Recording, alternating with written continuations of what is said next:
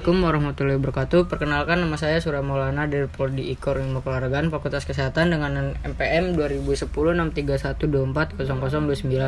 Di sini saya akan mengasih langkah-langkah untuk membuat daftar isi secara otomatis.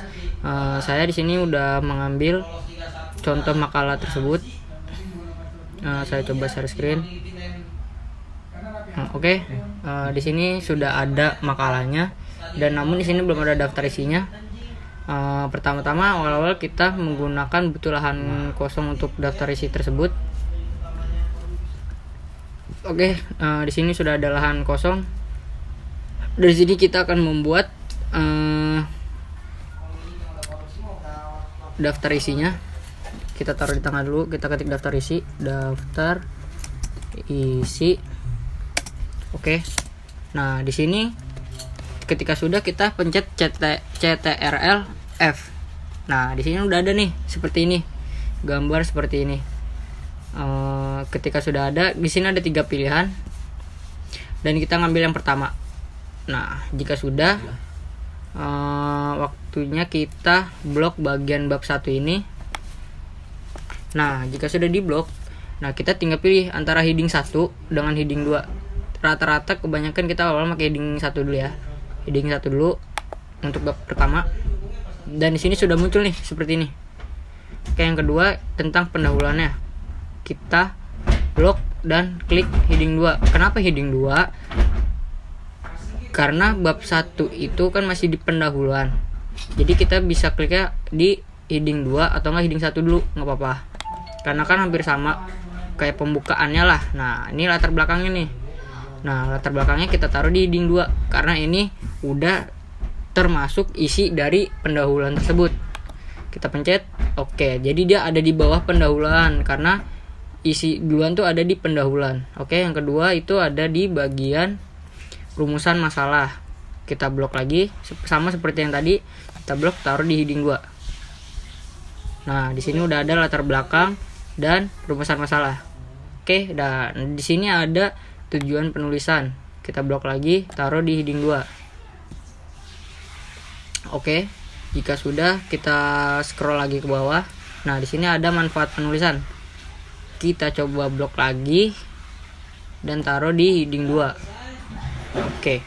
Di sini sudah pendahuluan sudah terisi semua di latar belakang, rumusan masalah, tujuan penulisan, dan manfaat penulisan. Nah, waktunya kita ke bab kedua. Nih, bab kedua itu tentang pembahasannya atau isi dari makalah tersebut.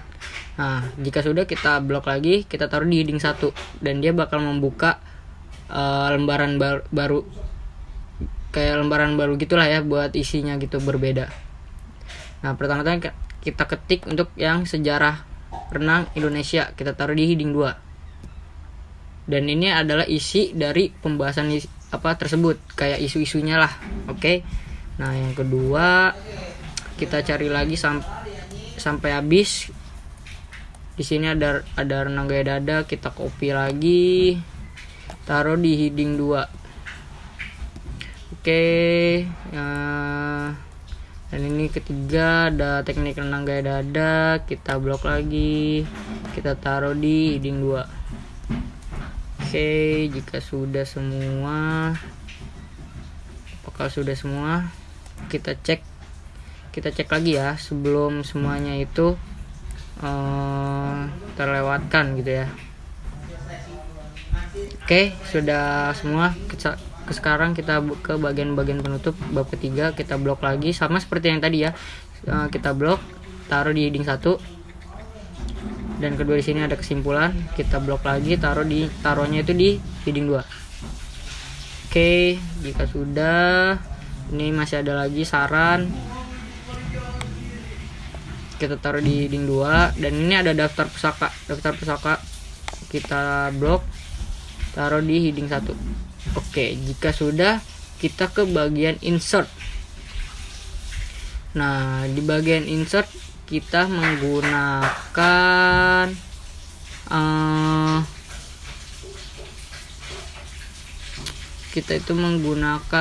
apa ya?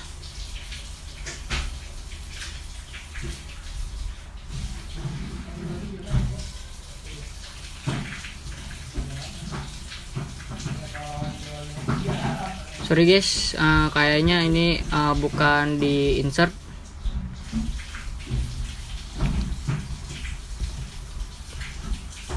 Kita ke reference, kita cari, kita mau menggunakan di, oh ya sebelumnya kita taruh di bagian atas dulu ya, di atas daftar isi. Kita paling ke atas dulu. Nah, jika sudah di sini kita taruh di kita spasi. Jika sudah di sini kita langsung ke reference, kita bikin tabel lah. Misalnya kita main ini, atau yang ini juga bisa, ini juga bisa, tapi rata-rata sih kita pakai yang satu ya. Kita coba, dan ini sudah jadi ya. Ini bisa dibilang ini adalah pembuatan daftar isi secara otomatis. Oke, dan mungkin ada video-video yang lainnya kita tayangkan lagi.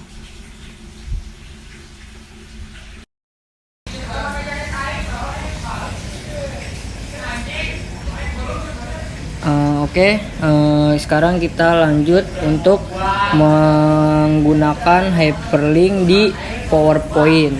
Jadi hyperlink itu bisa kayak semisalnya kita lagi menggunakan kayak tujuannya, jadi kita langsung ke tujuan ke slide itu. Nah, kita langsung saja ke PowerPoint-nya saja. Kita langsung ke PowerPoint-nya. Mana ya? Saya share screen terlebih dahulu.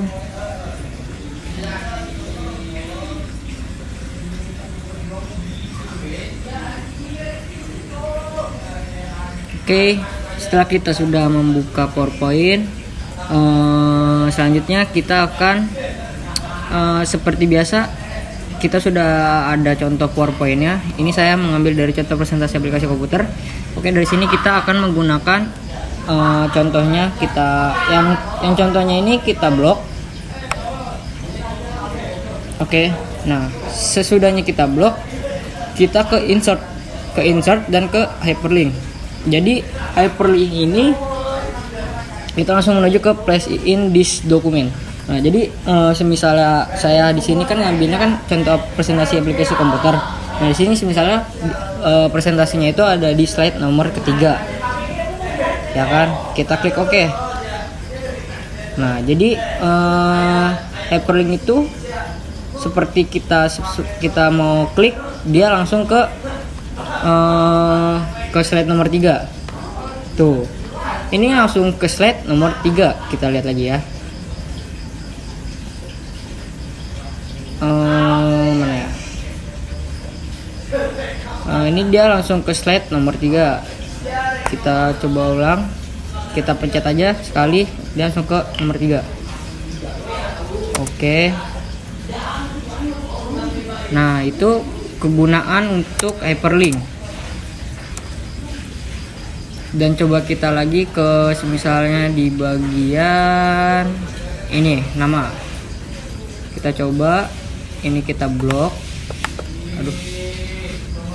Ini kita blok. Dan kita ke hyperlink. Kita langsung ke bacaan thank you. Kita coba dulu. Oke, dan coba kita gunakan.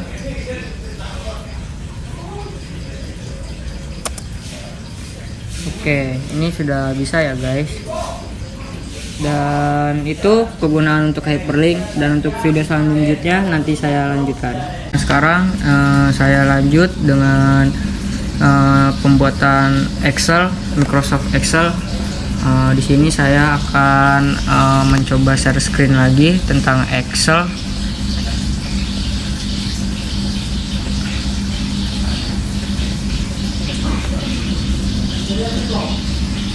Nah, jadi di sini juga ada macam-macam fungsi logika yang sering digunakan. Nah, itu ada fungsi, terus ada fungsi logika.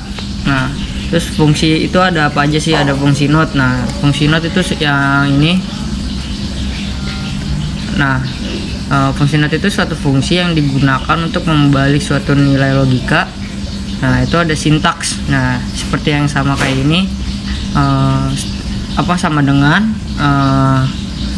atau OR dalam kurung logical. Nah, pertama-tama teman-teman tuh harus membuka Microsoft Excel-nya. Nah, yang kedua tuh kalian membuat tabel sesuai yang diinginkan. Nah, ketika mengetik antara true false pada bagian-bagian yang diinginkan, lalu masukkan rumus pada tempat pengetikan ini dengan memasukkan rumus not, lalu ketik kolom dan baris-barisnya.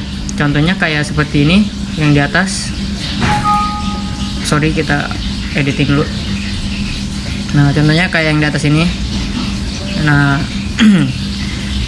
ketika taruh pada true, maka nantinya hasilnya akan jadi false seperti ini, guys. Nah, terus ada fungsi yang kedua itu ada fungsi AND.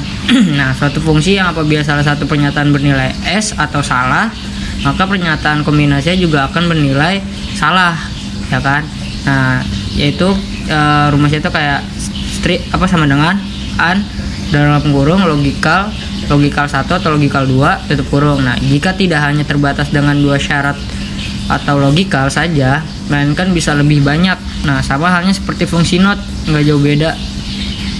Nah, terus pertama-tama teman-teman tuh harus membuka sama Microsoft Excel. Kedua, membuat tabel yang sesuai diinginkan. Terus terdapat lebih dari 2 syarat dan nilai dua-duanya harus true.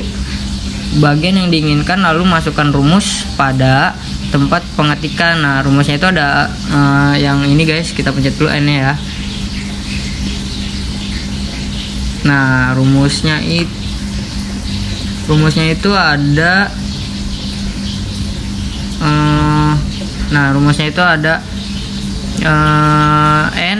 strip 2 sama dengan N A dalam kurung A2 titik 2 B2 tutup kurung. Nah, jika kalau N-nya dua-duanya harus benar atau true, jadi sama-sama ya hasilnya true. Kalau misalnya ini nilai A-nya true, nilai B-nya false, nah hasilnya itu jadinya false. Nah, lanjut yang ketiga ada OR. Nah, fungsi OR itu suatu yang apabila salah satu pernyataan bernilai B atau benar, maka pernyataan kombinasinya juga akan bernilai benar, gitu kan. Nah, terus rumus ininya juga ada lambangnya itu ada sama dengan OR atau dalam kurung tuh logical 1 logical 2 atau seterusnya tutup kurung. Nah, jika tidak hanya terbatas 2 syarat atau logical saja, melainkan bisa lebih banyak. Nah, contohnya tuh kayak ini. Nah, contohnya itu kayak ini. Kan tadi di situ kan dibilangnya jika bernilai benar maka hasilnya benar, kayak ini. True dan true hasilnya tuh benar. Nah, jika di sini ada true dan ini false. Nah, jadi hasilnya tuh true benar karena di sini ada benar. Nah, kalau misalnya ini salah, ininya benar, tetap aja hasilnya benar karena kan ada benarnya. Nah, ketika ini dua-duanya salah, ini salah false dan ini false, hasilnya jadinya salah. Nah, terus ada fungsi if. Nah, fungsi yang digunakan jika ada pertalian atau hubungan sebab dan akibat atau ada persyaratan yang harus dipenuhi, yaitu ada if logical test, if dalam kurung logical test titik titik 2 true, titik 2 false tutup kurung. Nah, terus ada fungsi lookup. Nah, dipakai untuk mencari suatu nilai pada kolom paling kiri suatu tabel dan mengambil nilai kolom lain yang ditentukan pada baris yang sama. Nah, itu logonya itu ada strip 2 follow up dalam kurung lookup underscore follow titik 2 tabel underscore array titik 2 call underscore index underscore lagi nu m titik 2 tutup kurung range underscore lookup dan tutup kurung. Nah, grafik-grafik biasa dipakai untuk menampilkan komposisi data secara visual menggunakan gambar atau simbol tertentu sehingga mempermudah pemahaman dan pengertian tentang data secara menyeluruh. Seperti ini jadi gampang buat mempermudah pemahaman lah, gitu kan. Nah, pengertiannya tuh tentang data secara menyeluruh. Nah, membuat grafik membuat tabel seperti yang ini. Yang pertama pilih menu, insert, lalu chart atau klik. Nah, terus yang ketiga itu tentukan tipe grafik yang diinginkan. Anda dapat menggunakan tab standar atau tab custom tipe jika ingin tipe yang lainnya, dan lalu klik OK. Sekian dari video saya. Bila ada salah kata dari saya, tolong dimaafkan. Kurang lebihnya mohon maaf. Assalamualaikum warahmatullahi wabarakatuh.